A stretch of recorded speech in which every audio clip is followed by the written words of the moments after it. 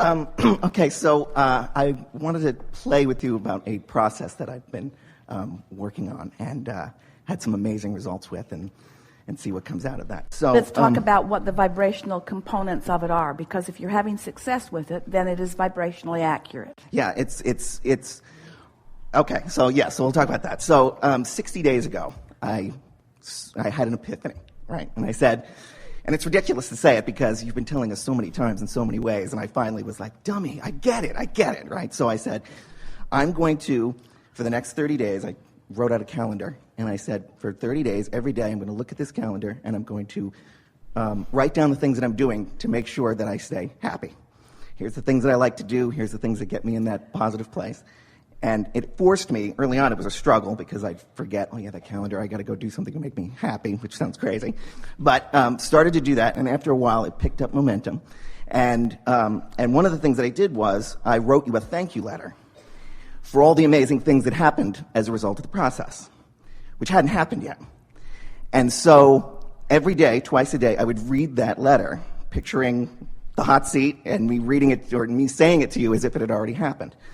And I won't read the whole letter here, but some of the things that I put in here. So let's just talk about the vibrationally accurate components so far. Okay. So by writing the letter now about something that hadn't manifested as if it already had manifested, you blurred the lines of present and future and focused upon the vibration, which caused you to offer a vibration that was not split.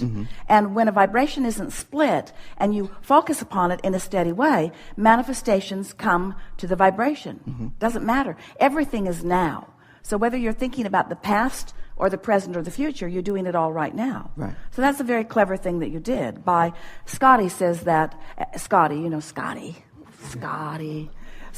as he is setting up the room the night before, he always says to Esther, "Ooh, this was such a good workshop."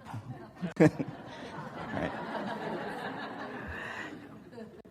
At first, his implication was, I've gone into the future and I've seen what you've lived.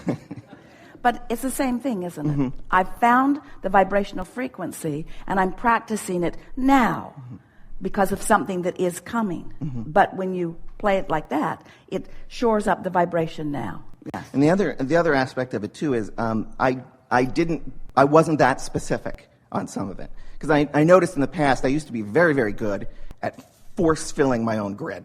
You know, I'd say, I want to date that person. I'm going to make this happen because she's the right one. And then I'd be dating her and I'd go, ooh, no, sorry.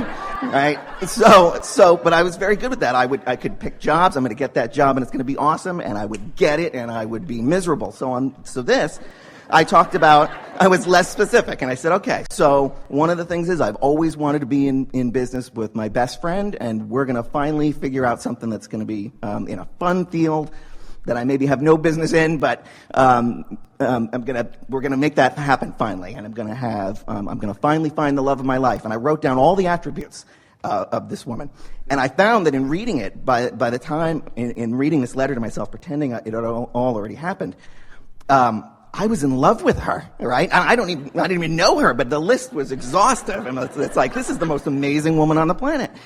And I wrote about how, and I'm going to lose 15 pounds, and I'm going to eat whatever I want, and I'm going to not exercise, and it's going to be fantastic. So I'm reading this miracle thing, and so over the 30 days, or 60 now, I didn't lose 15 pounds, I lost 17 pounds. Not, thank you, not changing anything. My best friend calls me out of the blue and says, I've got this amazing idea for a business, we're going to be partners, I have no business being in this field whatsoever, but it's the field I want to be in. And he said, we're 50-50 partners, and we're getting all kinds of feedback on this is going to be this amazing thing. I'm going to be quitting my boring job soon and doing that full time. And then out of nowhere, a woman who I have carried a torch for 10 years, who we've been very, very good friends, all of a sudden one day says to me, I don't know why I'm saying this, but I can't not anymore. I am in love with you. And she is amazing, like amazing, and she's everything that's on the list. She was all of those things, and I'm sitting there and I keep looking at her going, really me?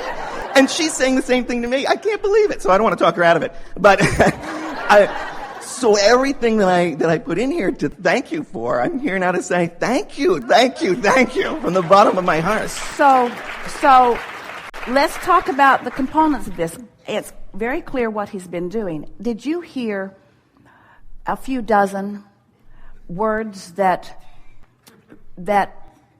you kind of wished he wasn't saying? Like dummy, and the list was exhaustive, and can you feel how those words that usually we all cringe at didn't matter? Because the universe isn't hearing his words. He doesn't mean any of those things with those words. He's using those words to entertain the rest of us. Mm-hmm. And that the vibrational frequency of his being is one of, he practiced himself into the momentum of expecting what he wanted through writing the list of what he wants and speaking of it as if it is already done. Yeah. Genius. That was the one half of it, and the other half was, so when I was doing those things, to make myself happy, I wasn't doing it saying, okay, now I'm going to pet my cat because somewhere the love of my life is coming, right? And I wasn't doing it to try to make it happen. I was saying, I got that in the letter. I'm already going to be thanking Abraham and Esther and everybody. I get it. She's going to come out of nowhere. So right now I'm just going to have fun petting the cat or doing whatever was on my list of fun things to do. Well, hear what you're saying. This is an important thing, because what he's saying is he gets it that there's step 1, ask for what you want. Step 2, get into the place of allowing what you want. And step 3 is getting in the place of allowing what you want. Step 2 is the universe has already lined it up. But the important thing about the reason that you might want to pet your cat is in petting your cat, you're doing the step 3 thing. Mm-hmm. You can't do step 1 and step 3 at the same time. So anything that you're doing that feels good while you're doing it is a step 3 moment. Mm-hmm.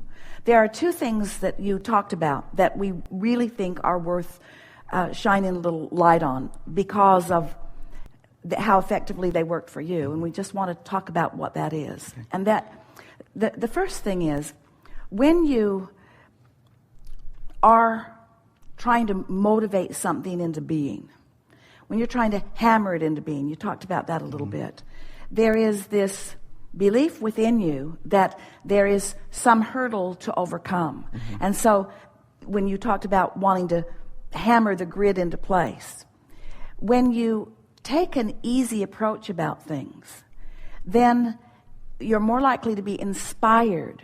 And the inspiration to act is really what we're talking about here. Mm-hmm.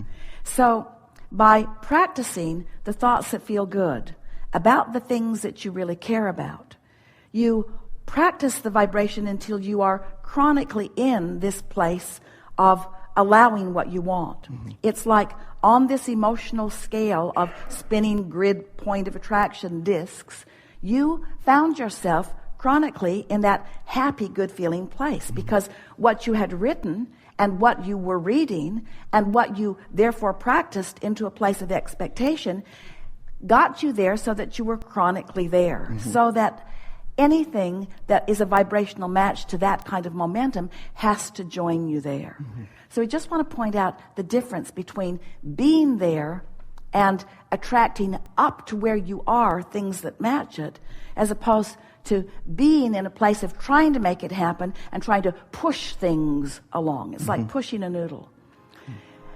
Everything that you said is vibrationally accurate. Everything that we felt from you while you said it is vibrationally accurate. Good.